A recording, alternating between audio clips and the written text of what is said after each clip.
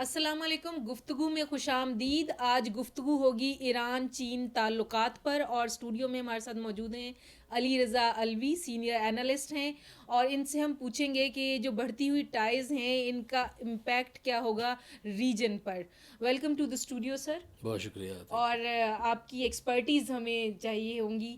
ہم اپنے ناظرین کو بتانا چاہیں گے کہ ایران اور چین کے یہ جو بڑھتے ہوئے تعلقات ہیں، یہ کہاں، کس طرف ڈائریکشن کیا ہے ان کی، اور کیا وجوہات ہیں، اور کس نہج پہ جا رہے ہیں. بہت شکریہ جی. یہ چین اور ایران کے جو تعلقات ہیں ان کی تاریخ کوئی آج سے نہیں ہے، اور اس کو سمجھنے کے لیے تھوڑا سا ہمیں پیچھے جانا پڑے گا.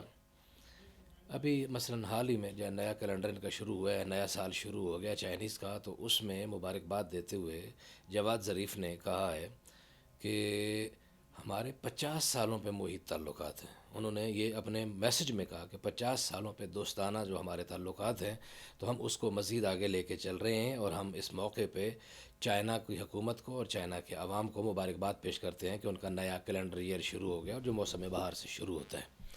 تو ایک تو یہ بات ہوئی کہ ان کے 50 سالوں سے ٹھیک ہے، اور 50 سال کا اشارہ انہوں نے جواد ظریف نے اس لیے دیا کہ ان کا مقصد جب یہ نیا رجیم آیا ہے انقلاب ایران والا، اس کے بعد کے حوالے سے لم سم 50 برس ہو رہے ہیں، تو انہوں نے اس کی طرف اشارہ کیا. ایک تو یہ ہے کہ ان کے اس میں کچھ نہ کچھ بیلنس اپنے تعلقات چلتے رہے، اور وہ کبھی بھی خراب نہیں ہوئے، کبھی بھی نفرت کی طرف نہیں گئے، وہ ایک اچھے دوستانہ روابط جو ہیں وہ تھے. اسی طرح جب ان کی ایران کی اسمبلی کے اسپیکر نے بھی اپنے بیان میں یہ کہا. اچھا، جواز ظریف کی بات کمپلیٹ ہوئی. جواز ظریف نے کہا کہ پچھلے سال اس موقع پہ جب میں نے آپ کو مبارکباد کا پیغام بھیجا تھا تو اس میں نے لکھا تھا، بڑی پریشانی کی بات تھی، کووڈ آ رہا تھا اور پوری دنیا محصور تھی، اور میں نے لکھا تھا کہ اللہ کرے کہ ہم اگلے سال تک اس کووڈ سے نجات پا چکے ہوں، اور اس مصیبت سے، اس مشکل سے ہمارے لیے کوئی آسانیاں پیدا ہو جائیں. تو آج مجھے فخر ہے کہ 1 سال کے مختصر عرصے میں آپ نے کووڈ پہ اچھا خاصا کنٹرول کر لیا، اور دنیا کو بھی کووڈ سے بچانے کے لیے آپ کی چیزیں جو ہیں سامنے آ گئی. یہ ایک تعلق کا ایک تازہ ترین جو بات. تھوڑا سا اور پیچھے چلے جاتے ہیں. یہ محبت جو ہے، جس بڑھنے کا زیادہ شور میڈیا کو خاص طور پر جب پتہ چلا، میں نے تو بتا دیا کہ یہ 50 سالوں پہ تعلقات ہیں، آج کی بات نہیں ہے، لیکن ویسٹرن میڈیا نے اور امریکن میڈیا نے شور اس وقت مچایا جب 2016 میں چائنی جو لیڈرشپ ہے انہوں نے ایران کا دورہ کیا، اور حسن روحانی اس وقت ان کے پریزیڈنٹ تھے، اور ان کے پاس آئے، ان کے ساتھ بات چیت کی، ان سے ملاقات ہوئی، اور ان کے ساتھ انہوں نے ایک ایگریمنٹ سائن کیا. اور اس ایگریمنٹ میں یہ کہا گیا کہ چائنا ایران میں $400 ارب کی سرمایہ کاری کرے گا. اچھا، یہ ایگریمنٹ سائن ہوا، اس کی ایرانی جو ہے پارلیمنٹ کی طرف سے بھی وہ ایک اس کے اوپر منظوری دی گئی کہ یہ بہت اچھا ہے. اور لیکن ایک مزے کی بات یہ ہے کہ آج تک جب ہم بات کر رہے ہیں، اس وقت تک بھی چائنا نے اس کو آفیشلی ابھی اس کے اوپر یہ بات نہیں کی کہ ہم نے ایسا کوئی ایگریمنٹ کیا ہوا ہے یا نہیں. لیکن چائنا کے میڈیا کو جب ہم اسٹڈی کریں تو وہ اس پہ کھل کے بات کرتا ہے، تو یہ ایک بات بالکل واضح ہوتی ہے کہ چائنا کی ول کے بغیر چائنا کا میڈیا کوئی بات کر ہی نہیں سکتا. بالکل. یہ ایک مور آ گئی، لیکن چائنا کی وزارت خارجہ نے اس کو اون نہیں کیا. یہ بات ایران کی طرف سے، تہران کی طرف سے لیک ہوئی تھی، اور تہران کی طرف سے جب یہ بات آئی کہ $400 ارب کا ایگریمنٹ ہو گیا، اس میں تھا کیا؟ بینکنگ سیکٹر میں تعاون کریں گے، ریلوے کے معاملے میں تعاون کریں گے. حالانکہ ان کا ریل کا نظام بڑا اچھا ہے انقلاب کے بعد، حالانکہ ان کے اوپر بہت پابندیاں ہیں. ان کے ریل کے مجھے خود سفر کرنے کا اتفاق ہوا، انتہائی وی آئی پی سسٹم ہے ان کا. اور اسی طرح باقی ساری بینکنگ، ریئل اسٹیٹ کا سیکٹر، آئی ٹی کا سیکٹر، 5G کے لیے ان کا ایگریمنٹ ہے، اس میں یہ حصہ ہے. یہ جو ساری چیزیں ہیں ان کے اوپر تو مغرب کو اور برطانیہ کو، ویسٹرن میڈیا کو کوئی اتنی تکلیف نہیں ہے. جو اس میں ان کو زیادہ تکلیف جس بات پہ ہوئی وہ یہ کہ ان کے سیکیورٹی کے ایشوز میں بھی تعاون بالکل. ہوگا، اور دونوں ممالک جو ہیں کراس بارڈر ٹیررزم کے اوپر مل کے کام کریں گے، اینٹی سمگلنگ مل کے کام کریں گے، اینٹی ہیومن سمگلنگ ہے اس کے اوپر مل کے کام کریں گے.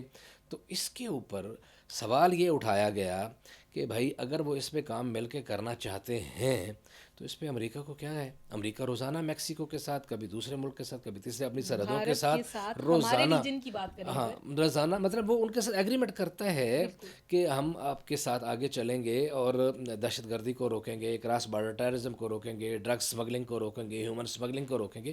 تو اگر انہوں نے کیا ہے تو اس میں کوئی قباحت یا کوئی خوف والی بات نہیں ہونی چاہیے. اور اسی طرح یہ ادھر ہمارے ہاں بھی بھارت کے ساتھ جو اس کے اتنے بڑے ہیوج ڈیفنس ایگریمنٹس ہیں اور اتنے بالکل بڑے امپیکٹ ہیں، تو ان کے اوپر ہم نے تو کبھی کچھ ایسا نہیں کیا.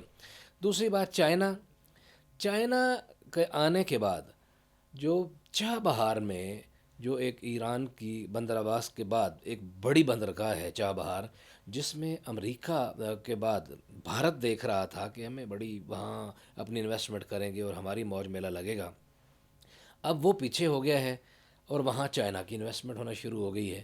چائنا ادھر آئے تو ہمیں کیا فائدہ ہے؟ پاکستان کے چائنا کے ساتھ بہت اچھے تعلقات ہیں اور پاکستان کے ایران کے ساتھ بھی بہت اچھے تعلقات ہیں. دو دوست مل کے اگر آگے بڑھتے ہیں تو خطے میں ایک آپ نے کہا نا ریجنل سچویشن جو ہے وہ بہت زیادہ بہتر ہو جائے گی. اب چین اور ایران آپس میں اکٹھے کیوں ہو رہے ہیں؟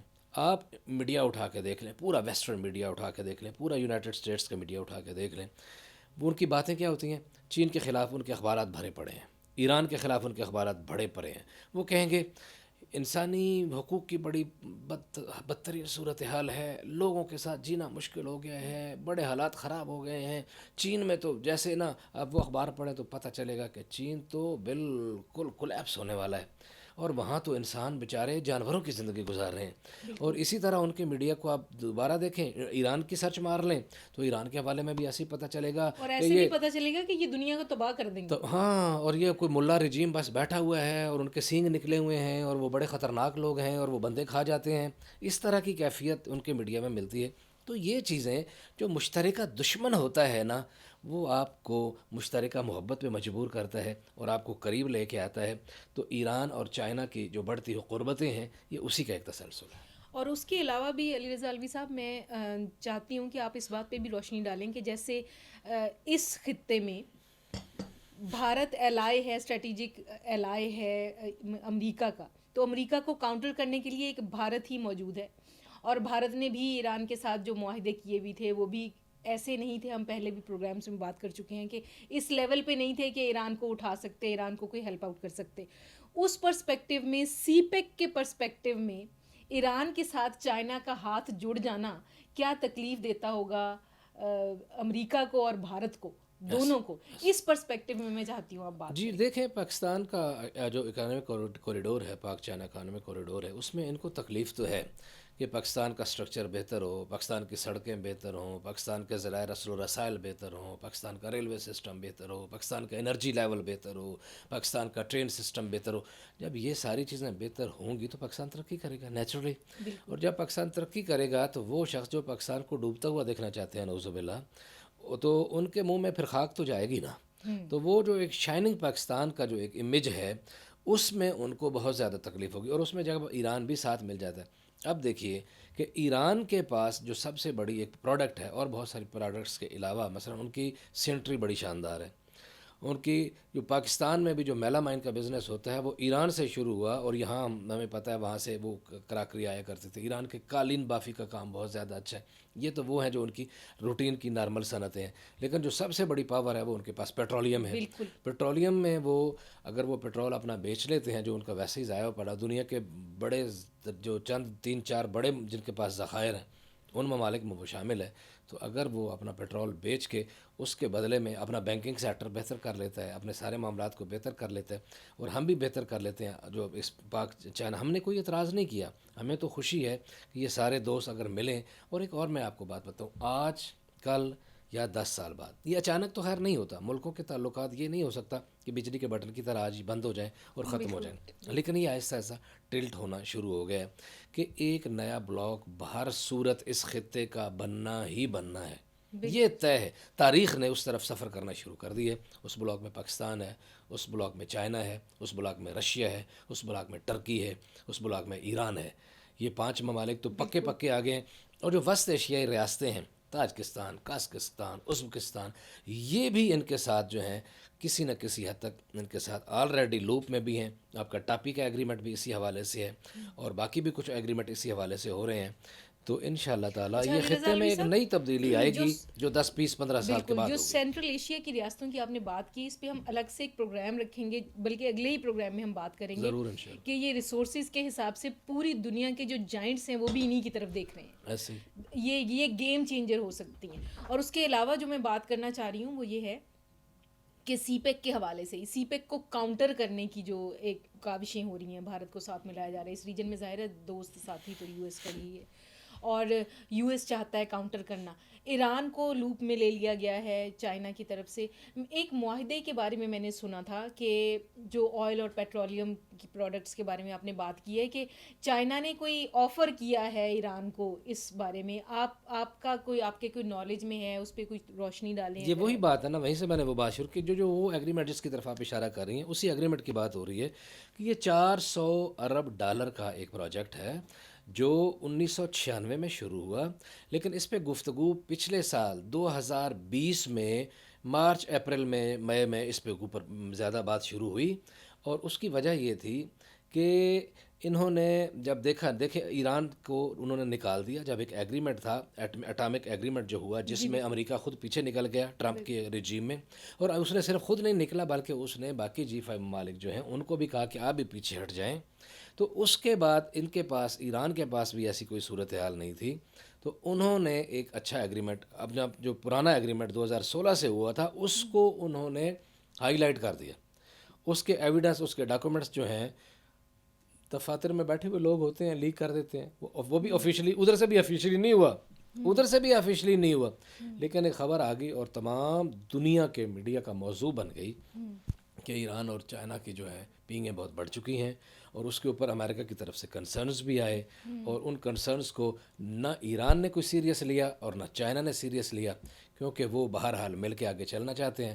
چائنا، ایران کو فائدہ ہے کہ اس کی ترقی ہوگی، ان کے پاس پابندیوں کی وجہ سے پرانے جہاز ہیں، لیکن انہوں نے اندرونی طور پہ ان کا اپنا ایسا اچھا سسٹم ہے ٹیکنیشینس کا، انجینئرس کا، آئی ٹی کا، کہ انہوں نے ثابت کیا ہے. آپ کو پتہ ہے انہوں نے ان کے ڈرون مار کے گرائے، امریکنز ڈرون مارے جو اتحادی فوجوں نے ان کے اوپر بھیجے. ان کی ٹیکنالوجی کو بھی انہوں نے دیکھا. ایران کی ٹیکنالوجی کی ایک بڑی زبردست پالیسی ہے، وہ یہ کھلا کے کہتے ہیں، وہ کہتے ہیں کہ ہمارے پاس اتنی معیشت نہیں ہے، ہم بحری بیڑا نہیں بنا سکتے، لیکن ہم وہ راکٹ لانچر اور وہ میزائل بنا سکتے ہیں جو اس بحری بیڑے کو تباہ کر دیں. اور انہوں نے تباہ کر کے دکھایا، انہوں نے اٹیک کر کے دکھایا. وہ کہتے ہیں ہم میرینز نہیں بنا سکتے، لیکن ہم وہ چیز بنا سکتے ہیں جو ان میرینز کو تباہ کرے، اور وہ بنا کے انہوں نے دکھا دیا. ایران نے امریکہ اپنا پورا زور لگا کے رہ گیا. اس نے کہا کہ ونزویلا میں بھلا تیل بھیج کے دکھائیں. ایران نے چھپ کے نہیں، اپنا جھنڈا لگا کے وہاں کنٹینر بھیجے، سمندری راستے سے کراس کر کے گئے، ہزاروں میل کا فاصلہ کر کے گئے، اور ایران کا پرچم اوپر لہرا رہا تھا، اور انہوں نے کہا کہ آ کے ذرا روک کے دکھاؤ. بالکل. علی رضا الوی صاحب، جو پابندیوں کے ٹائم پہ جیسے بہت زیادہ بڑی ریسٹرکشنز لگائی گئی ہیں ایران پہ اور بہت سارے ممالک کو، بلکہ ساری دنیا کو روک دیا گیا ہے ہر ایک طرح کا معاہدہ کرنے کی، تو مجھے اس معاہدے میں سب سے انٹرسٹنگ بات جو لگی وہ یہ تھی کہ کرنسی جو ایکسچینج ہے وہ بیچ میں سے نکال دیا گیا. مطلب آپ ہمیں آئل اور پیٹرولیم دیں اور ہم آپ کی ساری ڈیولپمنٹ سیکٹر کو ٹھیک کریں گے. انہوں نے بیچ میں سے پیسہ نکال دیا، ڈالر نکال دیا، بارٹر سسٹم یہ دیکھیے. اور یہ خود، اور یہی جو ہے اسی ڈالر کی وجہ سے دنیا میں تو پیٹرو ڈالر کے ہی تو سارا راج ہے نا جی، یا پیٹرولیم کا ہے یا ڈالر کا ہے. اور جب ڈالر کی تجارت کم ہوتی ہے تو براہ راست ان کو نقصان ہوتا ہے امریکنز کو.